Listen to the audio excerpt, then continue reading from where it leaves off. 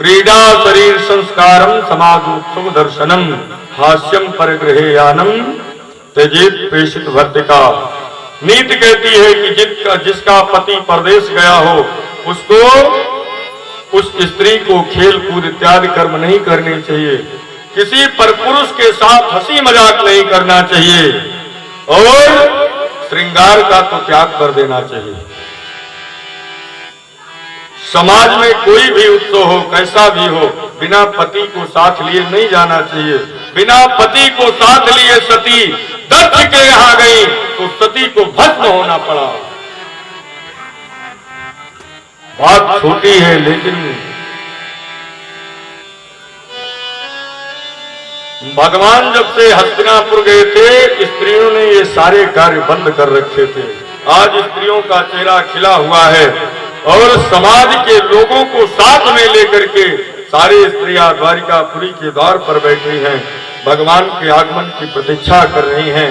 भगवान आए, उनका स्वागत किया और द्वारिकापुरी में भगवान विराजे हैं। ये चर्चा आई।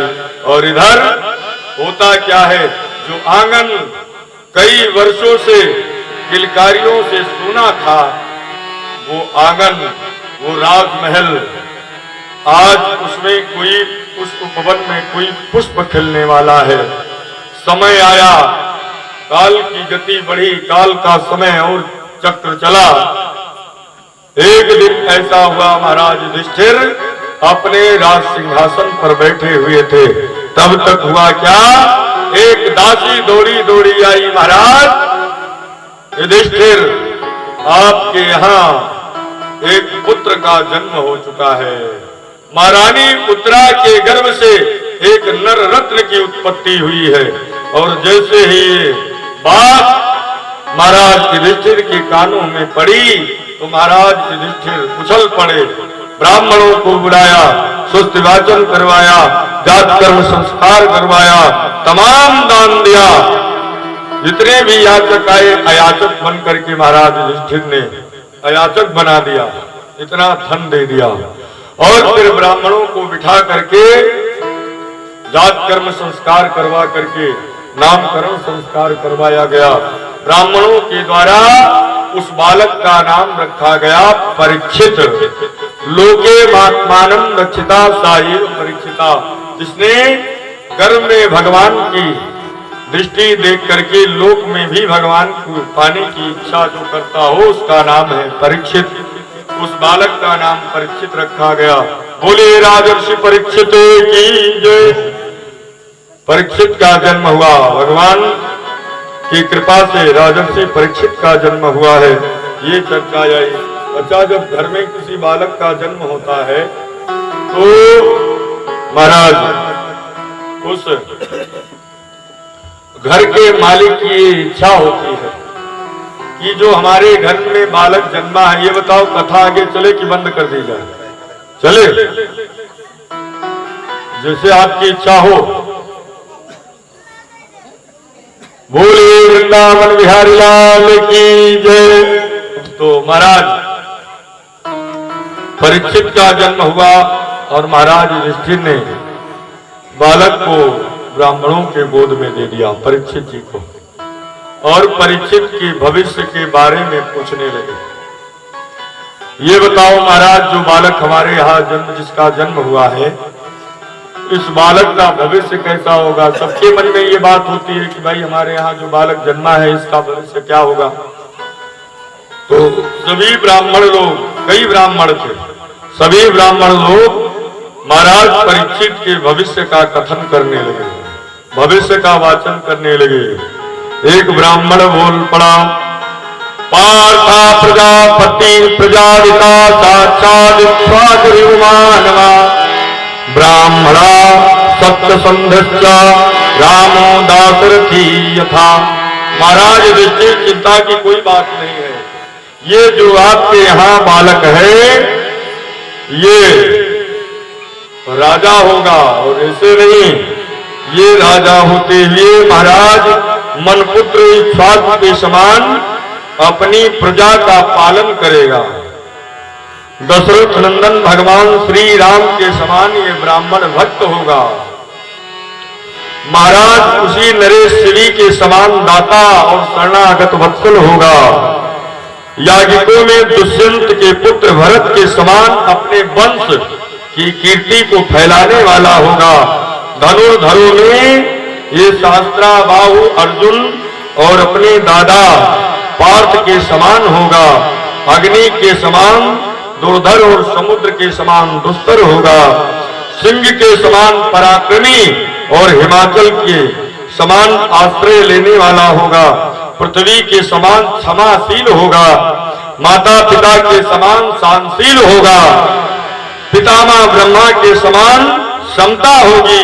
भगवान शंकर के तरह इसमें कृपालुता होगी और संपूर्ण प्राणियों को आश्रय देने में ये भगवान विष्णु के समान होगा और सद्गुणों की महिमा को धारण करने में ये भगवान श्री कृष्ण का अनुयायी होगा। भगवान श्री कृष्ण का परम भक्त होगा।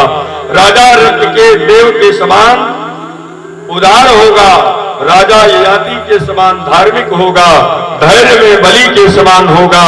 भगवान श्री कृष्ण के प्रति दृढ़ निष्ठा इसमें महाराज भक्तराज प्रहलाद के समान होगी और बहुत से अश्वमेध यज्ञ कराने वाला होगा। वृद्धों का सेवक होगा। इसके पुत्र भी राजर्षि होंगे। लेकिन और जैसे ही लेकिन कहा तो महाराज युधिष्ठिर थोड़ा चिंतित हो गए। महाराज युधिष्ठिर सोचने लगे कि अगर मगर लेकिन किंतु परंतु की जब बात जहां आती है वहां कुछ खास बात होती है। महाराज युधिष्ठिर बोल पड़े कि लेकिन का मतलब क्या? तो ब्राह्मण देवता थोड़े नीची आवाज में बोल पड़े, इसमें सब सद्गुण होंगे लेकिन इसकी जो मृत्यु होगी वो सर्प के काटने से होगी। और जैसे ही ये बात बताई तो महाराज युधिष्ठिर का मुख लटक गया कि इसकी अकाल मृत्यु होगी। तब तक एक ब्राह्मण देवता बोल पड़े, भले ही इसकी सर्प काटने से मृत्यु होगी लेकिन इसकी मृत्यु को संवारने के लिए स्वयं भगवान के अंशावतार श्री सुखदेव भगवान पधारेंगे और ये अपनी मृत्यु को गंगा के पावन तट पर बैठ करके अपनी मृत्यु को संवारेगा, वैकुंठ धाम को प्राप्त करेगा। भले ही सर्प दंश से इसकी मृत्यु हो लेकिन इसकी मृत्यु अकाल मृत्यु नहीं कहलाएगी। तब जाकर के महाराज युधिष्ठिर को थोड़ा संतोष हुआ। राजमहल जगमगा उठा। खुशियों की किलकारियां गूंज पड़ी, किलकारियां गूंज पड़ी बालक की। सारा राजमहल खुशी। लेकिन वह क्या, काल की गति बड़ी प्यारी होती है, बड़ी निराली होती है। एक दिन महाराज युधिष्ठिर अपने राज सिंहासन पर बैठे हुए थे। तब तक हुआ क्या, महाराज विदुर का आगमन हुआ। महाराज विदुर का आगमन हुआ जो दुर्योधन के द्वारा तिरस्कृत किए जा चुके थे। ये भी धर्म के अवतार हैं। आए चाचा जी का आगमन जब महाराज युधिष्ठिर ने देखा तो सिंहासन से उठ करके खड़े हुए आदर सत्कार किया, हाल चाल पूछा और अंत में महाराज विदुर ने धृतराष्ट्र से मिलने की इच्छा जताई। चाहे एक बात पांडवों की खासियत है, भले ही धृतराष्ट्र के पुत्रों ने पांडवों को मारने की कोई कोर कसर न छोड़ी हो, लेकिन जब सुबह पांडव उठते हैं तो पहले धृतराष्ट्र के कमरे में जाते हैं और उनसे आशीर्वाद लेकर के तभी राज्य का कार्य आगे बढ़ाते हैं। पिता के समान ही धृतराष्ट्र को मानते हैं, महारानी गांधारी को मानते हैं। कुंती का को प्रणाम करने बाद में जाते हैं, लेकिन पहले गांधारी को प्रणाम करते हैं ताकि इनको ये न लगे कि हमारे पुत्र संसार में जीवित नहीं है। महाराज धृतराष्ट्र से मिलने की इच्छा विदुर ने जब जताई तो विदुर को धृतराष्ट्र के भवन में पहुंचाया गया। दोनों भाई मिले। महाराज धृतराष्ट्र रोने लगे। महाराज विदुर भी आंखों में आंसू आ गए। बातचीत चलती रही, देर तक बात हुई और अंत में महाराज विदुर ने धृतराष्ट्र को डांटा। धृतराष्ट्र को डांटा, क्यों?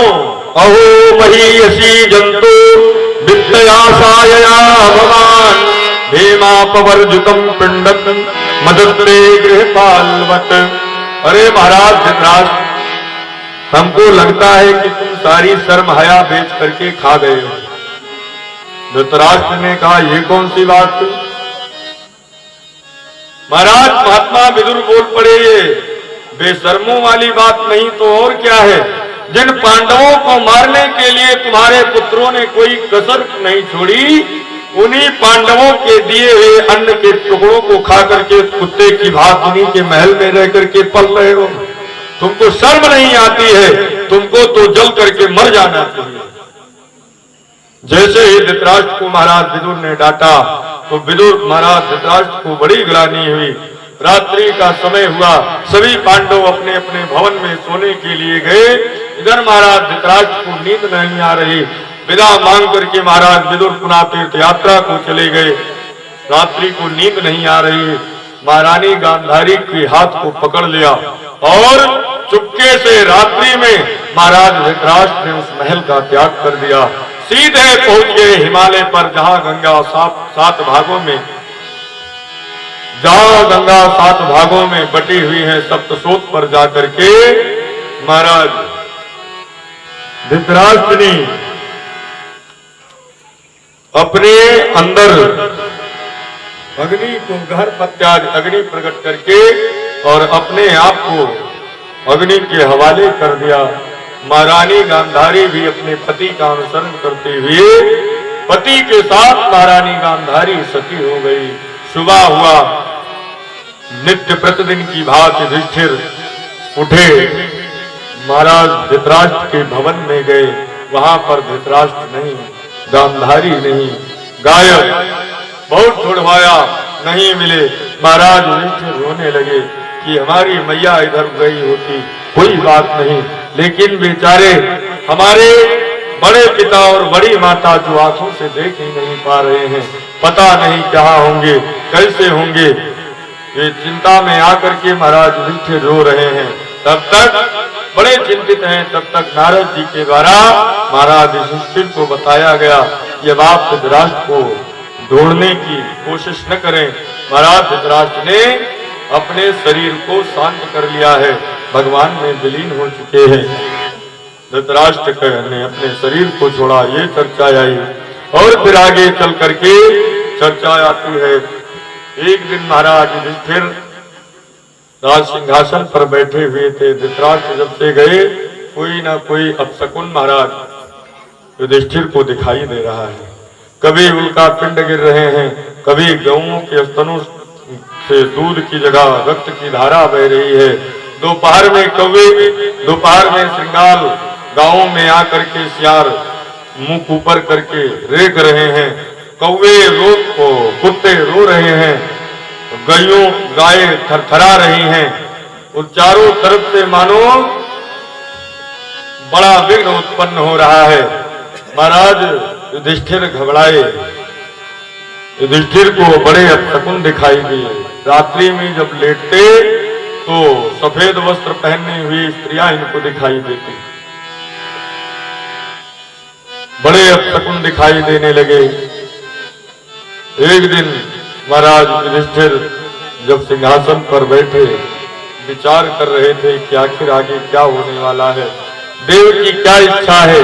तब तक हुआ क्या कि महाराज अर्जुन हाथ में गांडीव लेकर के बुझे मन से सर को नीचे किए हुए हस्तिनापुर की सभा में पधारे।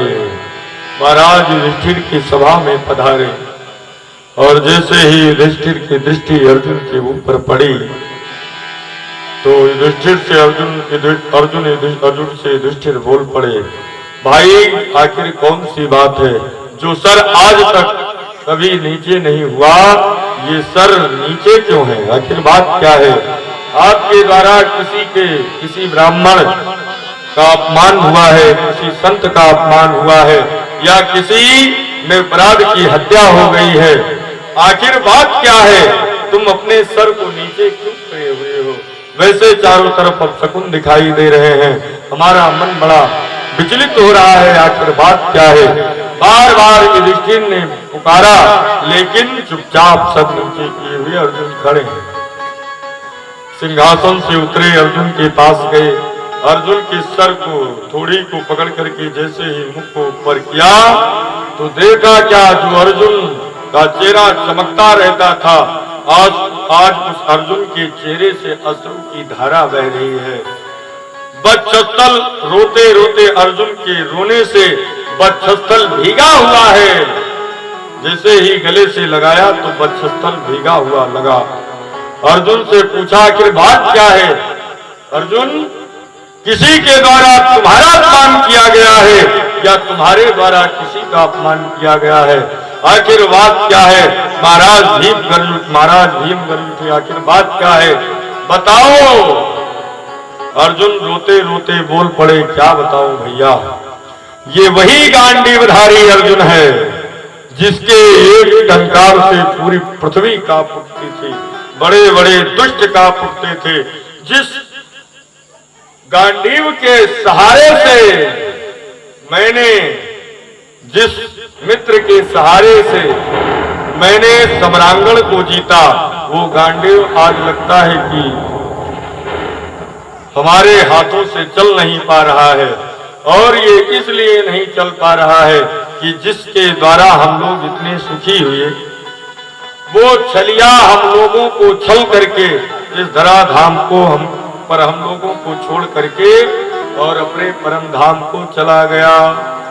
वो परम पिता परमात्मा जिसको हम आप सखा कहते थे, मित्र कहते थे और तैस में आकर के उसको आदेश देते थे, वो कोई नहीं, परम पिता परमात्मा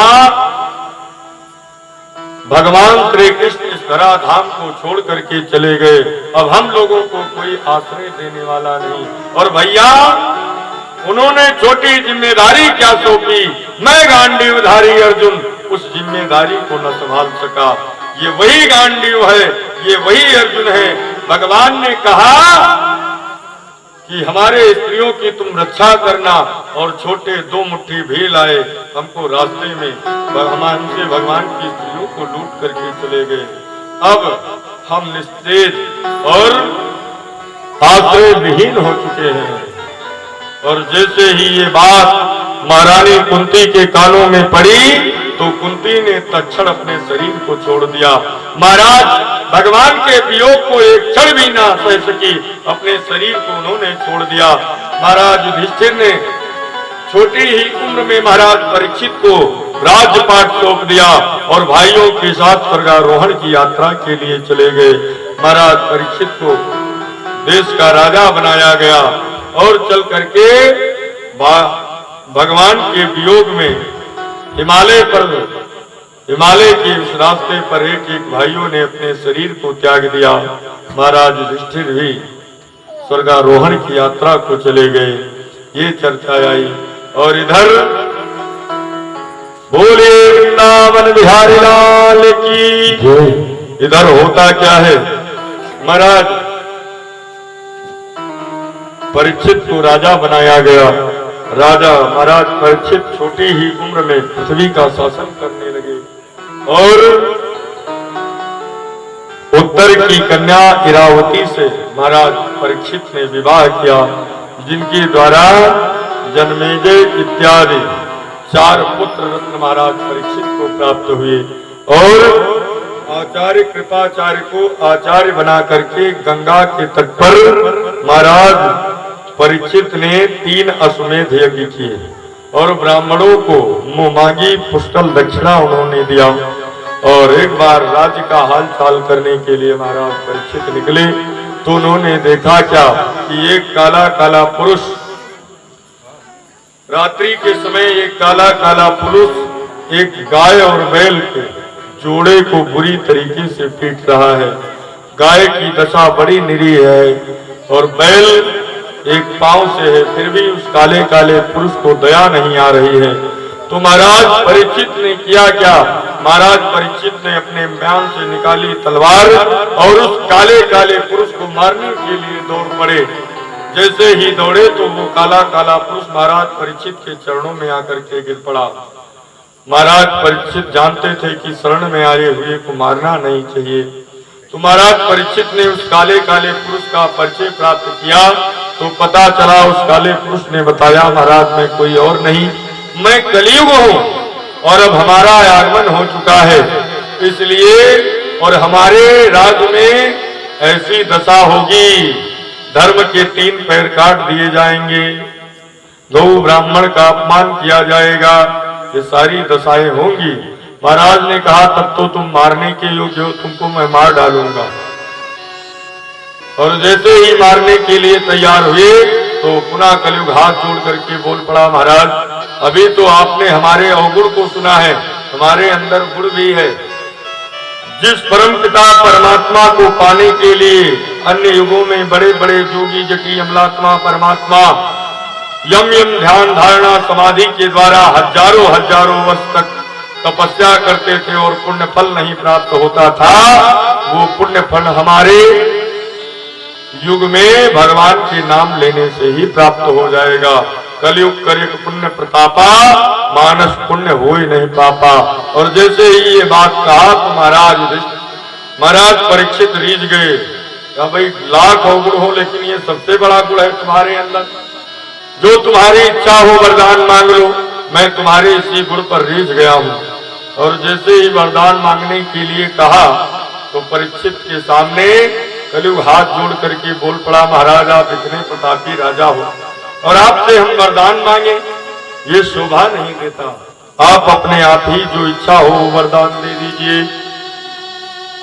और जैसे ही वरदान देने के लिए कहा तो महाराज परीक्षित ने कहा, भाई जब तुम इतनी बड़ी बात कह रहे हो तो अभी तक मैं एक वरदान देना चाहता था, लेकिन अब 4-4 वरदान ले लो। मैं तुम्हारे रहने के लिए कुछ स्थान निश्चित करता हूँ और आप वहीं रहो, अपना राज्य पाठ चलाओ, हमसे कोई मतलब नहीं। 4 स्थान महाराज कलयुग को रहने के लिए दिया। अव्यापिता सदा तस्मै स्थानानि कलयोत्कलये नदौ दूतम पानम स्त्रिया सूनम यज्ञ चतुर्विधा।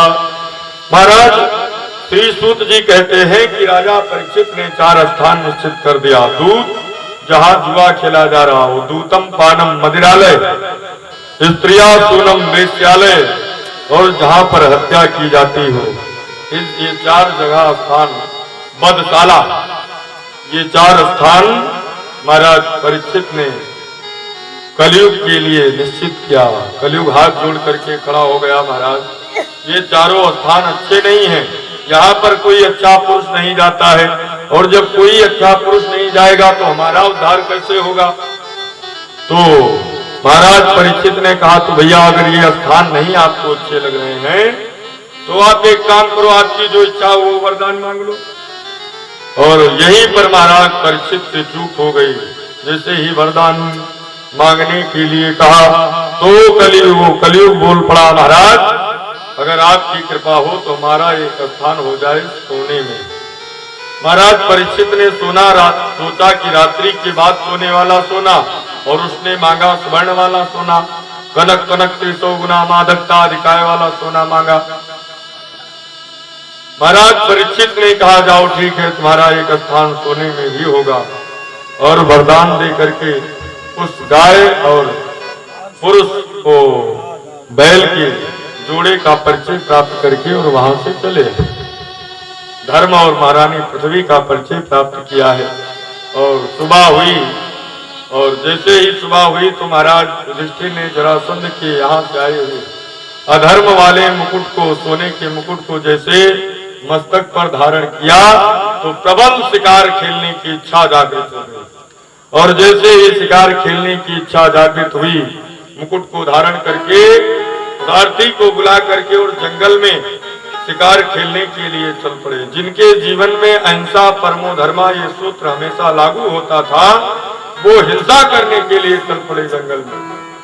कलयुग के प्रभाव से जंगल में गए, सुबह से शाम हुई, तमाम निरपराध पशुओं को महाराज परीक्षित ने मार दिया। शिकार खेलते खेलते बड़ी जोरों की प्यास लगी और भूख प्यास से तड़पते हुए महाराज परीक्षित पहुंच गए समीक ऋषि के आश्रम में। समीक के आश्रम में पहुंचे महाराज। समीक उस समय ध्यानस्थ थे। वहां पहुंच करके महाराज परीक्षित ने जल की याचना की। चूंकि महाराज समीक ध्यानस्थ थे, समाधि में थे, महाराज परीक्षित के शब्द उनके कानों में सुनाई नहीं पड़े। ध्यानस्थ समीक कुछ नहीं बोले। कुछ देर तो याचना करते रहे और अंत में महाराज परीक्षित को गुस्सा आ गया। महाराज परीक्षित सोचने लगे, देखो इन झूठ मूठ के बाबाओं को, सन्यासियों को देश का राजा किसी के घर में जाता है तो लोग पाद्य अर्घाचमन के द्वारा उसका स्वागत और सत्कार करते हैं, और इस महात्मा के देखो ढोंग बना करके बैठा हुआ है। मैं इस देश का राजा परीक्षित इसके द्वार पर आया हूं। पाद्य अर्घाचमन की बात छोड़ो, मांगने पर ये जल नहीं दे रहा है। महाराज परीक्षित को आया क्रोध और उनकी दृष्टि एक मरे हुए सर्प पर पड़ी। तरकस से निकाला बाण और उस सर्प को उठा करके महाराज समीक के गले में डाल दिया और वहां से अपने राज्य की तरफ चले गए।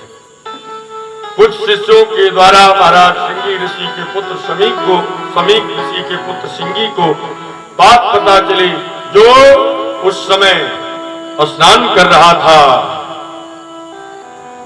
जल में गंगा में स्नान कर रहा था।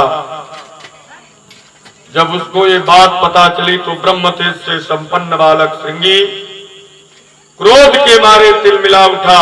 इस देश के राजा परीक्षित की इतनी हिम्मत कि हम जंगल में रहने वाले साधु सन्यासियों के यहाँ आकर के उन्हीं का अपमान कर दें।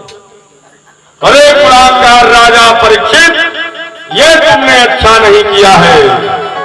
तुमने एक ऋषि के गले में मरा हुआ सर्प डाल करके अपमान किया है। ये तुमने अच्छा नहीं किया है। जिस कुल में, जिस खानदान में ब्राह्मण, गौ, संत का सम्मान किया जाता था, उसी कुल को कलंकित करने वाले कुलांगार राजा परीक्षित, तूने हमारे पिता के गले में मरा हुआ सर्प डाल करके अच्छा नहीं किया है। मैं समीक ऋषि का पुत्र सिंगी भगवान भुवन भास्कर सूर्य और मैया गंगा के इस जल को साक्षी मान करके श्राप देता हूं कि जिस सर्प को तुमने मरा जान करके हमारे पिता के गले में डाल करके अपमान किया है, यही सर्प आगे चल करके तुमको दस लेगा आज के 7वें दिन और तुम्हारी मृत्यु हो जाएगी। इति लंघित मर्यादम रक्षका सप्तमे हनि धंसयति स्म कुलांगारा तब मृत्युर्भविष्यति। अरे कुलांगार राजा, तुमने ये अच्छा नहीं किया है। तुम्हारी मृत्यु आज के 7वें दिन निश्चित है। श्राप दे दिया और रोते हुए अपने पिता समीक के पास पहुंचा। समीक ऋषि के कानों में बालक के रोने की आवाज सुनाई पड़ी तो समीक ने बालक को बुलाया, गोद में बिठाया, रोने का कारण पूछा और जैसे ही बालक ने बताया, श्रृंगी ने तो गोद से उठा करके दूर फेंक दिया। अरे तुमने अपने ब्रह्म तेज का गलत इस्तेमाल किया है। तुमने इस देश के राजा परीक्षित का वो श्राप देकर के अच्छा नहीं किया है। राजा परीक्षित ऐसा राजा अब इस पूरे ब्रह्मांड को मिलने वाला नहीं है। ये तुमने अच्छा नहीं किया है। अपने बालक को महाराज समीक ने डांटा, लेकिन बंदूक से निकली गोली और मुख से निकली गोली कभी वापस नहीं आया करती। महाराज समीक ने कुछ शिष्यों को बुलाया और महाराज परीक्षित को संदेशा भिजवाया, राजा परीक्षित अपने मृत्यु को संवारने का उपाय करो। और इधर महाराज परीक्षित जब पहुंचे और जैसे ही सर से उतारा तो महाराज परीक्षित को अपनी गलती का एहसास हुआ। तब तक इधर शिष्य भी पहुंच गए और जब बात पता चली कि 7 दिन बाद मृत्यु होने वाली है तो महाराज परीक्षित श्रृंगी ऋषि को धन्यवाद देने लगे। महाराज श्रृंगी ऋषि को धन्यवाद देते हुए कहते हैं, विचार देखिए महाराज परीक्षित का। महाराज परीक्षित कहते हैं कि महाराज श्रृंगी ने हमको श्राप नहीं अपितु वरदान दिया है। संसार में किसी को ये पता ही नहीं है कि उसकी कब मृत्यु होगी। और हमारी तो मृत्यु निश्चित करके हमारे ऊपर एहसान किया है। मृत्यु को संवारने के लिए 7 दिन बहुत है। मांडव्य ऋषि ने एक क्षण में ही तो अपनी मृत्यु को संभाल लिया था, हमारे लिए तो 7 दिन है। महाराज परीक्षित धन्यवाद देते हुए कहते हैं कि अद्देव राज्यम बलमृद्धकोशम प्रकोपितो ब्रह्मकुलानलो में दात्वभद्रस्य पुनर्नमे भी पापीयसीधि द्विज देव गोभ्या। महाराज परीक्षित कहते हैं कि इन्होंने ये श्राप देकर के हमारे ऊपर एहसान किया है। उनको तो ऐसा श्राप देना चाहिए कि अरे कुलांगार राजा परीक्षित, तुमने हमारे पिता के गले में मरा हुआ सर्प डाला है, तुम जाओ आज ही राजपाट के सहित जल करके भस्म हो जाओ, ऐसा श्राप देना चाहिए। लेकिन उन्होंने तो हमारे ऊपर कृपा की है। और महाराज परीक्षित ने जन्मेजय को राजा बनाया और राजर्षि का भेष धारण करके स्वयं गंगा के तट पर पहुंच गए। नवीन कोमल बालों में कुश की चटाई बिछा करके और अपने मृत्यु को संवारने का उपाय करने लगे। संतों को पता चला तो संत लोग आए और सबसे महाराज परीक्षित ने प्रश्न किया है। सब संत लोगों ने हाथ खड़ा कर दिया और अंत में महाराज परीक्षित घबराए कि हमारी मृत्यु कैसे संवरेगी। तो उन्होंने देखा क्या कि पूरब की दिशा से एक दिव्य तेज महाराज परीक्षित की तरफ बढ़ता चला रहा है। धीरे धीरे वो दिव्य तेज एक दिव्य बालक के रूप में परिणित हो गया। वो कोई और नहीं महाराज श्री सुखदेव जी थे। बोले श्री सुखदेव भगवान की। श्री सुखदेव जी का आगमन परीक्षित के जीवन में हुआ और जैसे ही श्री सुखदेव जी का आगमन हुआ सभी ऋषिगण उठ करके खड़े हो गए। श्री सुखदेव जी का पाद्य अर्घाचमन विधि के द्वारा महाराज परीक्षित ने भी पूजन किया और उच्च आसन पर बिठा करके प्रश्न किया है, महाराज मृयमाणस से किम कर्तव्यम, जिसकी मृत्यु निश्चित हो उसको क्या करना चाहिए, और जो संसार में आए हैं जिनकी मृत्यु निश्चित है उनको अपनी मृत्यु को संवारने के लिए क्या करना चाहिए। ये प्रश्न महाराज परीक्षित ने श्री सुखदेव भगवान से किया है। तो आइए जी किन्हीं प्रश्नों के साथ वाणी को विराम, 2 बार भगवान का नाम, फिर उसके बाद प्रसाद। और भाई आज से समय थोड़ा बढ़ाया गया है, समय बढ़ाया गया है।